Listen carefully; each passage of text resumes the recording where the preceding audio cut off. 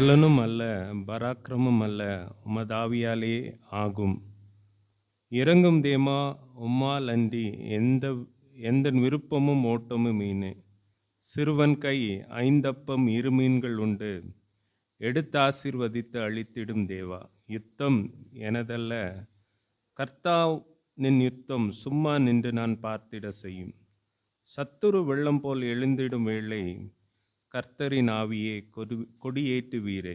எந்த நாமூலம் பேசும் இயேசுவே, எங்களை இரத்தத்தில் வைத்திடும். ஆமேன். ஆமாண்டவரே, சிறுவன் கை 5 அப்பம் 2 மீன்கள் உண்டு ஆண்டவரே. எடுத்து ஆசீர்வதித்து கர்த்தாவே எல்லாரும் திருப்தி ஆகத்தக்கதாய், மீதி கூடைகள் எடுக்கத்தக்கதாய் எங்களை ஆசீர்வதியும் ஆண்டவரே. எந்த நாமூலம் பேசும் இயேசுவே, எங்களை இரத்தத்தில் வைத்திடும். ஆமேன். பிலிப்பியர் 3ஆம் அதிகாரம் 13 to 14 வரை நமக்கு எல்லாமே தெரிந்த வசனம்னால நான் விரைவாய் போக விரும்புகிறேன். அந்த வசனத்தின் முக்கியமான சாராம்சம், பின்னானவைகளை மறந்து முன்னானவைகளை நாடி. உங்க எல்லாருக்கும் தெரிந்த ஒரு சம்பவம் தான், ஆகாருக்கு எகிப்து தேசத்தாளாகிய சாராளுக்கு எகிப்து தேசத்தாளாகிய ஆகார் என்னும் பெயர் கொண்ட ஒரு அடிமை பெண் இருந்தாள். ஆதியாகமம் 16ஆம் அதிகாரம் 1ஆம் வசனத்தில் நம்ம அப்படி வாசிக்கிறோம். அந்த பெண்ணை தன்னுடைய கணவருக்கு மறுமனையாட்டியாய் கொடுக்க அவள் ஆயத்தமாக இருந்தாள். அந்த ஆகார் அவ்வளவு பணிவிடைக்காரியாய், நல்ல ஒரு, அவளுக்கு சாராளுக்கு தன்னுடைய கணவனுக்கு, எனக்கும் கணவனுக்கும் குழந்தை இல்லை, தன்னுடைய குடும்பம் அல்லது தன்னுடைய குடும்ப விருத்திக்காக தன்னுடைய வேலைக்காரியே தன்னுடைய கணவனுக்கு கொடுக்க ஆயத்தமாக இருந்தா. நம்ம வாசித்த பகுதி தான். ஆனால் அவ கர்ப்பவதி ஆன போதோ சாராளே அற்பமாய் என்ன பண்ணா எண்ணினாள் அப்படின்னு சொல்லி நம்ம வாசிக்கிறோம். சரியா? அந்த ஆகார் நல்ல ஒரு வேலைக்காரி. சாராளோட நம்பிக்கையை பெற்று தன்னுடைய கணவருக்கே மறுமனையாட்டியாய் கொடுக்கிற அளவு நம்பிக்கைக்குரிய ஒரு நபராக இருந்தா. அவ செய்த ஒரு தவறுனால அவளுடைய சம்பவம்லாம் தெரியும். ஆனால் அவள் என்ன பண்ணுறா, சாராள் அவளை கடினமாய் நடத்துகிறதுனாலே அவள் ஓடி போகிறா. ஓடி போகும்போது அவளை வழியில் தேவதூதன் அவளை மீட் பண்ணுறார். அவர் அந்த வசனம் பார்த்தீங்கன்னா 16:8, சாராளின் அடிமை பெண்ணாகிய ஆகாரே, எங்கிருந்து வருகிறாய், எங்கே போகிறாய் என்று கேட்டார். அவள், நான் என் நாச்சியாராகிய சாராயை விட்டு ஓடி போகிறேன் என்றார். ஸோ முக்கியமான இந்த வசனத்தில் எனக்கு பிடிச்ச ஒரு சம்பவம் என்னன்னா, ஒன்று கேட்குறாரு, ஓடி வரவள்கிட்ட அடையாளத்தை சொல்கிறாரு. நீ யாரு? சாராளோட அடிமை பெண்ணாகிய ஆகாரே அப்படின்றத அந்த அடையாளத்தை கொடுக்குறாரு. பிறகு கேட்குறாரு, நீ எங்கேருந்து வருகிற, எங்க? நம்மள்ட்ட அடிக்கடி ஆண்டவர் கேட்குற ஒரு காரியம் என்ன தெரியுமா? எங்க போகிற, எங்க போகிற. ஸோ பிசாசு நம்முடைய பின்னிலைமையை அடிக்கடி பேசுவான். நம்ம உற்சாகமாக எழும்பி நிற்கும் போது நம்ம காலை பிடிச்சி இழுக்கிறது மாதிரியா அடிக்கடி நம்முடைய முன்னால் உள்ள காரியங்களை பிசாசு பேசுவான். ஆனால் நம்ம எது பேசுவோம் தெரியுமா? ஆகார மாதிரியா ஆண்டவர் என்ன தேவதூதன் என்ன கேட்குறான், எங்கேருந்து வருகிறா, எங்கே போகிறா? அவளோட பதில் பாருங்க, நான் என் நாச்சியாரை விட்டு ஓடி போகிறேன். அவள் ப்ரெசண்ட்டாக பேசுகிறா. நம்ம எல்லாரும் என்ன பேசுவோம் தெரியுமா? மனிதர்கள் எப்போதும் இப்போ உள்ளதை பேசுவாங்க. நான் சொல்கிறத புரிஞ்சுக்குவீங்கன்னு நினைக்கிறேன். பிசாசு பழையதை பேசுவான், மனிதர்கள் இப்போ உள்ள காரியங்களை குறித்து பேசுவாங்க. ஆண்டவர் எப்போவும் தூரத்தை குறித்து பேசுவார். இனி வருகிற காரியங்களை குறித்து ஆண்டவர் பேசுவார். பேசி அவளுக்கு நிறையா இனி நடக்க போகிற அநேக காரியங்களை ஆகாருக்கு குறித்து சொல்கிறா. நீ ஒரு சந்ததியாவா எல்லாத்தையும் சொல்லிட்டு நீ போய் ஓ நாச்சியார் வீட்டில் என்ன பண்ணு, கீழ்ப்படிந்து இரு அப்படின்னு சொல்லி அவள்கிட்ட சொல்லி அனுப்புகிறப்பல. அப்போது அவளுடைய கண் முதல்ல ஒரு காரியத்தை பார்க்குது. என்ன தெரியுமா? என்னை காண்கிற தேவனை நானும் கண்டேன் அப்படின்னு சொல்றேன். என்னை காண்பவரை நானும் என்னிடத்தில் கண்டேன் அல்லவா என்று சொல்றான். என்னை காண்கிற தேவன், என்னை காண்கிற தேவன். என்ன சூழ்நிலையா இருக்கலாம், ஆகார்ட்ட இருந்து ஓடி வருகிற ஒரு நபரா இருக்கலாம், ஒரு தவறு பண்ணி நம்பிக்கையான ஒரு நபரா இருந்துட்டு அங்க தவற பண்ணிட்டு ஓடி வருகிற ஒரு நபரா இருக்கலாம். எல்லாரையும் தேவன் பார்க்கிறாரு. அந்த இடத்துல ஆகார் யாரை பார்க்கிறா?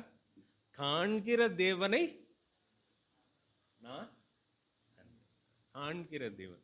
என்ன சூழ்நிலையா இருந்தாலும் அவர் நம்மை பார்த்து கொண்டு இருக்கிறார். அது மாத்திரம் இல்ல, நம்முடைய ஃபியூச்சரை குறித்து அவர் பேசிக்கொண்டு அதை குறித்து பேசிக்கொள்கிற தேவனாய் இருக்கிறார். அடுத்தது என்ன ஒரு சம்பவத்தை குறித்து நான் உங்களுக்கு எல்லாருக்குமே தெரியும். எலியா பெரிய அற்புதம் செய்கிறாரு. அநேகர் இஸ்ரவேல் பின்மாற்றத்தில் இருக்கிற காலத்தில் அந்த பலிபீடத்தை செப்பனிட்டு பலிகளை இட்டு இஸ்ரவேல் அந்த ராஜ்யத்தில் இஸ்ரவேல் மக்கள்லாம் தேவனை பற்றி கொள்ளத்தக்கதாக ஒரு பெரிய அற்புதத்தை செய்கிறார். இஸ்ரவேல் ஜனங்கள்லாம் கர்த்தரே தேவன் என்று முழக்கமிடுறாங்க. அந்த 18ஆம் அதிகாரம் ஃபுல்லாக அப்படியே நடக்கும். 19ஆம் அதிகாரத்தில் அவளுக்கு ஒரு மெசேஜ் வருது. என்ன வருதுன்னா, எலியா செய்த எல்லாவற்றையும் அவன் தீர்க்கதரிசிகள் எல்லாரையும் பட்டயத்தலை கொன்று போட்ட செய்தி அனைத்தையும் ஆகாப் யோசேபேலுக்கு அறிவித்தான். அப்போது யோசேபேல் எலியாவிடத்தில் ஆள் அனுப்பி அவர்களில் ஒவ்வொருவருடைய பிராணனுக்கு செய்யப்பட்டது போல நான் நாளைக்கு இந்நேரத்தில் உன் பிராணனை. எலியா வசனம் உண்டு. எலியா நம்மை போல பாடுள்ள மனிதன். அவனை கொண்டு கர்த்தர் பல அற்புதங்கள் செய்தார்.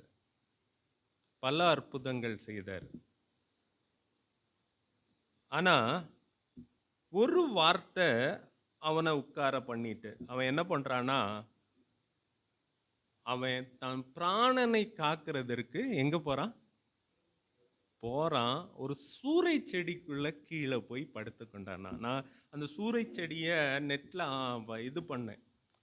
சூறை செடின்னு போட்டு சர்ச் பண்ணும்போது சூறை செடி கிட்டத்தட்ட என்ன இருக்குன்னா, நம்ம ஊர்ல இருக்கிற கள்ளி செடி மாதிரியா இருக்கு. கள்ளி செடிக்கு கீழே படுத்துக்கிட்டான். அவ்வளோ அற்புதம் பண்ணவன், அவ்வளவு சாதித்தவன். இஸ்ரவேல் முழு கூட்டத்தையும் கர்த்தர் பக்கமாய் திருப்பின எலியா எங்க போய் உட்கார்ந்துருக்கான்? முள் செடிக்குள்ள அந்த சூறை செடிக்குள்ள உட்கார்ந்துருக்கான். ஸோ அடுத்தது பார்த்தீங்கன்னா, தூதன் அவனை தட்டி எழுப்பி போஜனம் பண்ணு அப்படின்னு சொல்லி சொல்றாப்புல. அவன் புசித்து குடித்து திரும்பவும் என்ன பண்ணிட்டான்? படுத்துக்கிட்டான். இரண்டாவது அவனையும் தட்டி எழுப்பி, நீ பண்ண வேண்டிய பிரயாணம் எவ்வளோ இருக்கு, வெகு தூரமாக இருக்கு அப்படின்னுட்டு எழுப்பி விடுறாரு. அவன் சாப்பிட்றான். 40 நாள் இரவும் பகலுமா நடந்து அவர் என்ன பண்ண வேண்டிய பிரயாணத்துக்கு பிரயாணம் பண்ணிட்டார். அதுக்கு பிறகு அவன்கிட்ட ஆண்டவர் மீட் பண்ணுவார். அப்போ அவன், எலியா இங்கே உனக்கு என்ன காரியம் அப்படின்னு சொல்லி கேட்குறாரு. உடனே அவன் என்ன சொல்கிறான்னா, நிறைய காரியம் சொல்கிறான். நான் மட்டும்தான் மீதியாக இருக்கிறேன், மீதி எல்லாரும் பேக் ஸ்லைட் ஆகிட்டாங்க, என்னையும் எடுத்துக்கிறோம் அப்படின்னு சொல்லி சொல்கிறான். நான் ஒருவன் மாத்திரம் இருக்கேன் அப்படின்னு சொல்லி சொல்கிறான். உடனே ஆண்டவர் திரும்ப சொல்கிறாரு, எலியாவே இங்கே உனக்கு என்ன காரியம் அப்படின்னு சொல்லி அவன் ஒதுங்கி இருக்கிற இடத்துல இருந்து அவன்கிட்ட கேட்குறாரு. அவன் மறுபடியும் ஆண்டவர்கிட்ட சொல்கிறான், நான் ஒருவன் மாத்திரம் மீதியாக இருக்கிறேன் அப்படின்னு சொல்லி சொல்கிறார். உடனே அவர் என்ன பண்ணுறாருன்னா, அவர் சூறை செடியில் இருந்தான், காகத்தை கொண்டு போஷித்தாரு.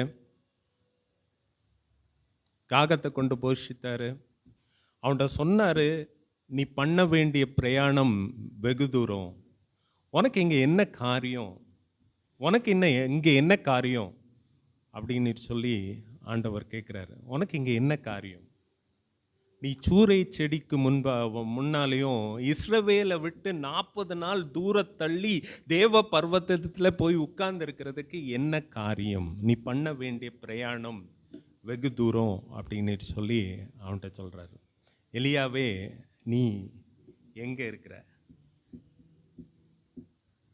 இங்கே உனக்கு என்ன காரியம்? அப்படின்னு சொல்லி கேட்குறாரு. எனக்கு அருமையான தம்பி, ஒரு சிலர்கிட்ட, இங்கே கூடியிருக்கிற ஒரு சிலர்கிட்ட ஆண்டவர் கேட்குறார், உனக்கு இங்கே என்ன காரியம்? நீ பண்ண வேண்டிய பிரயாணம் வெகு தூரம். நீ பண்ண வேண்டிய பிரயாணம் வெகு தூரமாக இருக்கிறது. நீ எலியாவை போல சூறை செடிக்கு பின்பாகவும் 40 நாள் பிரயாணம் பண்ணி எங்கேயோ போகிறதற்கும் உன்னை அழைக்க பண்ணவில்லை. நீ பண்ண வேண்டிய பிரயாணம் வெகு தூரம் அப்படின்னு சொல்லி சொல்கிறாரு. அப்போவும் மறுபடியும் அவன், நான் ஒருவன் மாத்திரம்தான் ஆண்டவரே மீதியாக இருக்கிறேன் அப்படின்னு சொல்லும்போது ஆண்டவர் அடுத்த காரியத்தை செய்ய சொல்கிறார். ஒன்று பார்த்தீங்கன்னா, ஆசகேலை சீரியாவின் மேல் ராஜாவாகவும் எகுவ இஸ்ரவேல் மேல் ராஜாவாகவும் எலியாவை தனக்கு பதிலாய் எலிசாவை தீர்க்கதரிசியாகவும் ஏற்படுத்துகிறார். ஸோ அவனுக்கு கொடுக்கப்பட்ட நீ செய்ய வேண்டிய பணி வெகு தூரமாக இருக்கு. நீ சூறை செடிக்கு பின்னாலையும் எங்கேயோ 40 நாள் தூரத்தில் போய் ஒதுங்கி இருக்கிறதுனாலையும் நீ செய்ய வேண்டிய பணி பாதிக்கப்பட்டுள்ளது. ஸோ நீ வெளியே வாணிட்டு கூப்பிட்டு பார்த்தாரு, ஒரு ஆப்பர்ச்சுனிட்டி கொடுத்து பார்த்தாரு. பட் அவன் அதை அக்செப்ட் பண்ணல.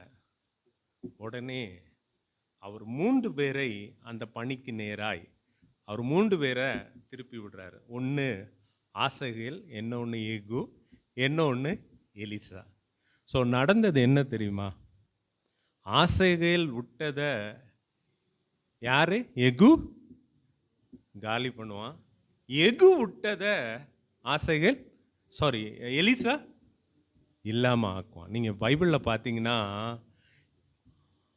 எலிசா யாரையும் கொன்னது மாதிரியே நம்ம பார்க்க முடியாது. எலிசா யாரையும் கொல்லலை. எகு அவ்வளோத்தையும் விட்டான். நான் இந்த நாள் காலை வேளையில் உங்கள்கிட்ட சொல்ல விரும்புவது என்னன்னா, எலியாவை போல எங்கும் தேங்கி இருக்காது. சோர்ந்து இருக்காதுங்க. கர்த்தர் நம்மள்கிட்ட சொல்றது என்னன்னா, நீ பண்ண வேண்டிய பிரயாணம் வெகு தூரம். நீ எலியாவை போல சூறை செடிக்கு பின்னாலேயோ 40 நாள் பிரயாணத்திலேயோ நீ ஒதுங்கி இருக்காத. நீ எலிசாவுக்கே வேலை கொடுக்காத எகுவை போல தீவிரமாய் செயல்பட ஆண்டவர் உன்னை அழைக்கிறார். எகுவை போல தீவிரமாய் செயல்படுகிற நபராய்.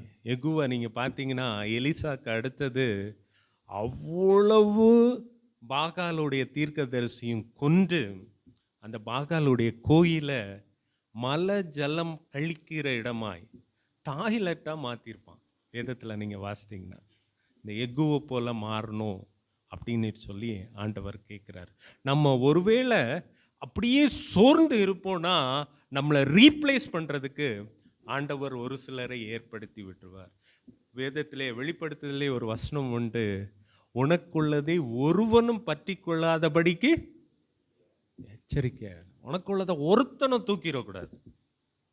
நம்மளை கர்த்தர் இந்த நாளில் வைத்திருக்கிறதற்கு ஒரு நோக்கம் உண்டு. அந்த நோக்கத்தை யாரும் தட்டிக்கிடக்கூடாது. எலியாவோட நோக்கத்தை ஆசைகளும் எகுவும் எலிசாவும் தட்டி பறித்து கொண்டு போய்விட்டார்கள். எனக்கு அருமையான தம்பி, இந்த நாளில் இங்கே இருக்கிற எல்லாருக்கும் நான் எச்சரிப்பு செய்தியாய் நான் கொடுக்க விரும்புகிறேன். எலியாவை போல நான் மிஸ் பண்றவங்களா இருக்கக்கூடாது. எலியா சாதித்த மனிதன், அவன் சோர்ந்து போய் உட்கார்ந்துருந்தான். நான் ஒருத்தர் மாத்திரம்தான் இருந்தேன். அந்த வசனத்துல பாத்தீங்கன்னா ஆண்டவர் அவன்கிட்ட பதில் சொல்வார். கடைசி பாருங்க, 7000 பேர் இஸ்ரவேல்ல இருக்காங்கப்பா, நீ மாத்திரம் கிடையாது, நீ மாத்திரம் கிடையாது, 7000 பேர் இருக்காங்க.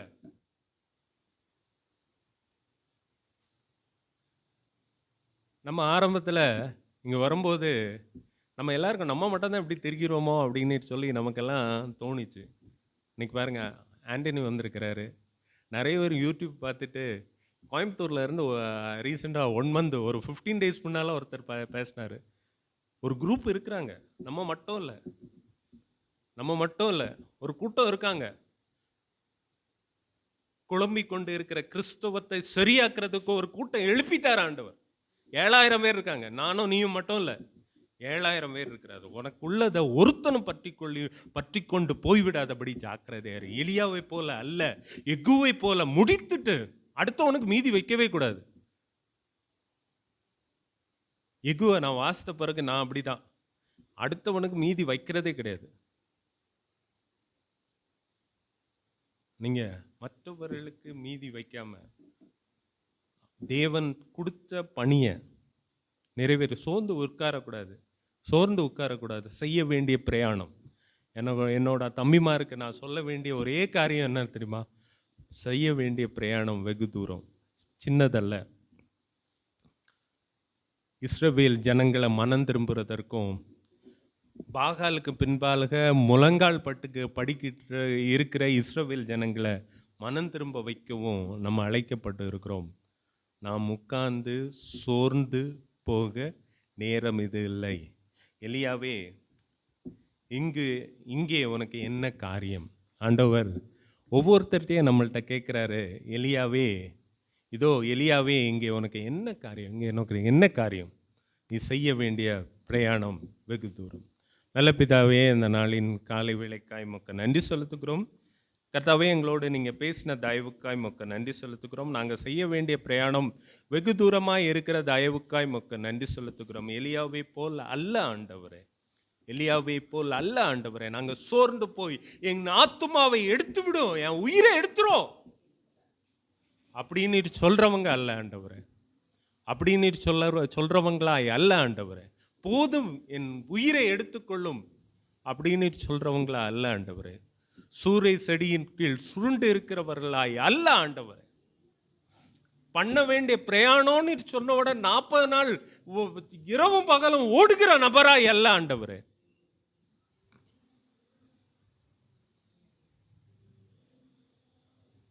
சாதிக்கிறவராய் இருக்கத்தக்கதாய் கர்த்தர் எங்களுக்கு கிருபை தாங்க ஆண்டவரே. கர்த்தாவே, எலியாவுக்கு பேலன்ஸே வைக்காத எகுக்களா எங்கள் காலத்தில் நாங்கள் என்ன செய்யணும்னு சித்தமாக இருக்கிறீரோ அதை செய்து விட்டு கடந்து செல்கிறவர்களாக இருக்கத்தக்கதாய் எங்களுக்கு கிருபை தாங்க. உம்முடைய நாம மாத்திரம் மகிமைப்படட்டும். இயேசு ரட்சகர் மூலம் ஜெபத்தை கேட்டு நல்ல பிதாவே.